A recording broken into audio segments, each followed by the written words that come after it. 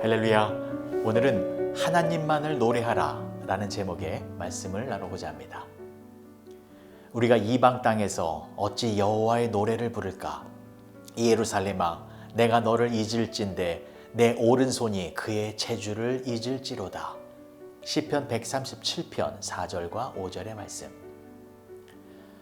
시편 137편은 바벨론의 포로로 끌려간 유다 백성들이 그곳에서 겪은 고난과 고통과 서글픔을 기록한 시입니다.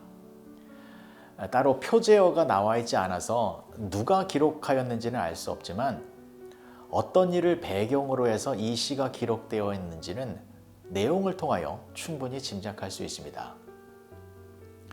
다 아시는 것처럼 솔로몬 왕이 죽고 나서 이스라엘의 통일 왕국은 끝이 나고 이스라엘은 남과 북으로 나누어져서 위쪽은 북이스라엘이라고 불렸고 남쪽은 남유다라고 불렸습니다.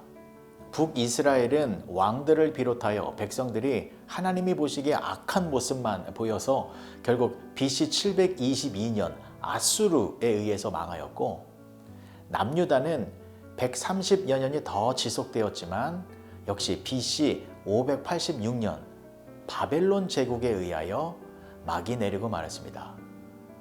바벨론 왕과 군대는 예루살렘 성전과 왕궁과 예루살렘의 모든 집을 불태워 버렸습니다. 그리고 그 성 안에 살고 있던 사람들을 잡아서 바벨론으로 끌고 갔습니다. 그렇게 포로로 끌려온 이스라엘 백성들은 바벨론에서 노예로 살았습니다. 고국을 떠나 다른 나라에 가서 포로의 신분으로 산다는 것은 얼마나 힘든 일이었을까요? 이스라엘 백성들은 바벨론에 있는 유브라데 강에서 운하와 수로 공사에 투입되었습니다. 그들은 매일 반복되는 고단한 노예 생활로 인하여서 점점 지쳐가고 있었습니다. 근데 그들을 더욱 힘들게 만든 것은 육체적인 고통이 아니라 영적인 고통이었습니다. 왜냐하면 영적으로 마음껏 하나님을 예배하고 하나님을 찬양하지 못했기 때문이었습니다. 그래서 바벨론에 있는 이스라엘 백성들은 예루살렘을 생각하면서 하염없이 눈물을 흘렸습니다. 큰 소리로 울었습니다. 주체하지 못할 정도로 큰 슬픔에 잠겨 있었습니다. 그 슬픔은 하나님을 찬양하고 싶은 그러한 열정의 마음에서 나온 슬픔이었습니다. 그래서 시편 137편 2절의 말씀을 보시면 이스라엘 백성들이 수금을 버드나무에 걸었다라는 말이 나옵니다. 수금은 성전에서 하나님을 예배할 때 찬양의 악기로 사용되어졌던 것이었습니다. 근데 왜 이스라엘 백성들은 그 수금을 손으로 연주하지 아니하고 버드나무에 걸었을까요? 그 이유는 바벨론 사람들이 이스라엘 백성들에게 노래 부를 것을 요구했기 때문입니다. 이스라엘 백성들이 부르는 노래는 오직 하나님의 영광을 위한 찬양뿐이었습니다. 근데 바벨론 사람들은 자신들의 흥을 돋구기 위하여 시온의 노래를 부르라 라고 한 것입니다. 이것은 이스라엘 백성들뿐만이 아니라 하나님을 조롱하고 하나님을 모욕하는 것이었습니다. 그래서 이스라엘 백성들은 수금을 버드나무에 걸어둔 것입니다. 무슨 뜻입니까? 자신들은 오직 하나님께만 찬양을 부르겠다라는 것입니다. 세상 사람들의 즐거움을 위해서는 하나님을 찬양하는 악기를 사용하지 않겠다라는 것입니다. 이사야 43장 21절의 말씀을 보시면 이 백성은 내가 나를 위하여 지었나니 나를 찬송하게 하려 함이니라. 이스라엘 백성들은 하나님을 찬송하기 위하여 존재했습니다. 이스라엘 백성들은 이것을 잘 알고 있었기 때문에 그들이 비록 지금은 바벨론에서 노예로 살아가고 있지만 세상 사람이 아니라 오직 하나님만을 찬양하고 하나님만을 노래할 것을 굳게 다짐하고 있었던 것이었습니다. 그래서 시편 137편에 이런 말씀이 이어지고 있는 것입니다. 5절의 말씀을 세번역으로 보시면 예루살렘아 내가 너를 잇는다면 내 오른손아 너는 말라 비틀어져 버려라. 손이 마르고 비틀어지면 수금을 연주할 수가 없게 됩니다. 이것은 하나님이 아니라 세상 사람들을 찬양하고 노래할라 치면 차라리 손이 비틀어져 버리는 것이 낫다라고 말하면서 오직 하나님만을 찬양하겠다라고 하는 웅장한 신념을 고백한 것입니다. 그리고 손이 말라 비틀어지는 일이 있더라도 하나님이 계시는 예루살렘, 그 성전이 있는 예루살렘을 결코 잊지 않겠다라고 하는 의지의 표현인 것입니다. 그래서 이러한 고백이 이어지고 있는 것입니다. 6절의 말씀도 세번역으로 보시면 내가 너를 기억하지 않는다면 내가 너 예루살렘을 내가 가장 기뻐하는 것보다 더 기뻐하지 않는다면 내 혀야 너는 내 입천장에 붙어버려라. 혀가 입천장에 붙어버리기를 원했습니다. 이것은 하나님을 위한 것이 아니라면 결단코 내 입에서 어떠한 찬양과 노래도 하지 않겠다라는 것입니다.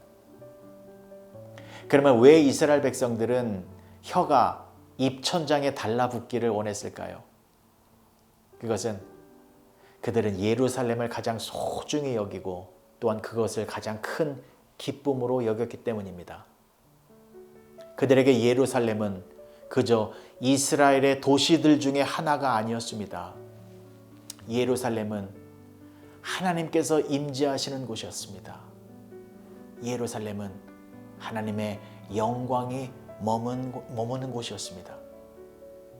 그래서 예루살렘을 기뻐하지 아니하고 세상을 기뻐하며 세상을 노래하려거든 차라리 내 혀가 입천장에 붙어서 아무런 노래도 부르지 않겠다. 그것이 더 낫다라는 것입니다. 이처럼 이스라엘 백성들은 하나님만을 높이고 하나님만을 찬양하기 원했습니다. 사랑하는 성도 여러분, 우리에게도 이러한 강단진 모습이 있었으면 좋겠습니다. 세상을 기뻐하며 세상을 노래하는 것이 아니라 오직 하나님만을 위하여 하나님을 향한 하나님께 드리는 찬양의 노래를 부르며 살았으면 좋겠습니다. 우리는 하나님께서 우리들에게 주신 이 육신을 하나님의 영광을 위하여 사용해야 합니다. 그래서 손뼉을 치며 하나님을 찬양해야 하고 손을 높이 들고 하나님을 송축해야 하고 이 손으로 악기를 연주하며 하나님의 이름을 높이며 살아야 하는 것입니다. 또한 우리의 입으로 십자가의 복음을 전하고 우리의 입으로 이웃 사랑을 고백하고 우리의 입으로 살아계신 하나님을 소리 높여 선포하며 살아야 합니다. 그러할 때에 우리를 통하여 하나님의 영광이 온 세상에 가득 차게 되는 것입니다. 오늘 하루 여러분들은 또다시 바벨론과 같은 세상 속에서 고단한 일을 하게 될 것입니다. 그래서 세상은 우리들에게 세상을 위하여 노래를 부르라 라고 강요할 것입니다. 세상을 기뻐하고 세상을 즐거워하고 세상에서 만족을 누리라 라고 우리를 유혹할 것입니다.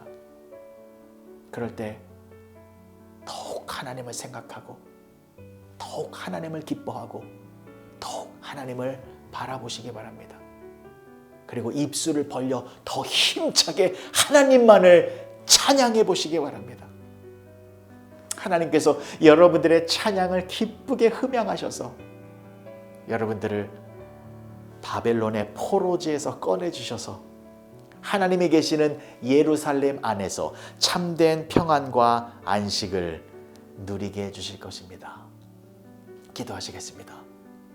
좋으신 아버지 하나님, 은혜를 감사합니다. 바벨론과 같은 고단한 세상 속에서 오직 하나님만을 바라보며 하나님만을 사랑하고 하나님만을 기뻐하여서 우리의 입술로 하나님만을 찬양하고 노래하는 가운데 하나님의 충만한 은혜 안에서 살아가는 우리 모두가 되게 하여 주시옵소서. 예수님의 이름으로 기도합니다. 아멘.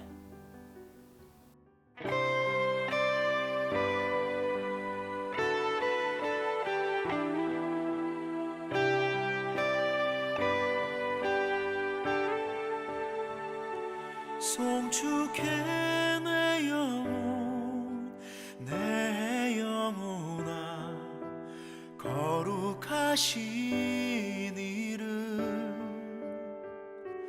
이전에 없었던 노래로 나 주님을 경배해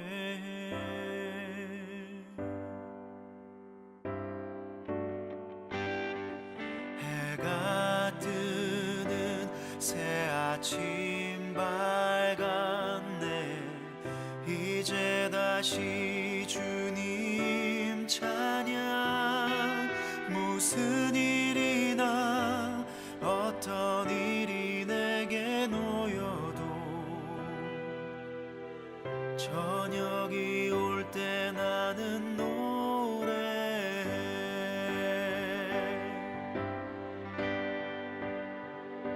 송축해 내 영혼 내 영혼아 거룩하신 이름 이전에 없었던 노래로 나 주님을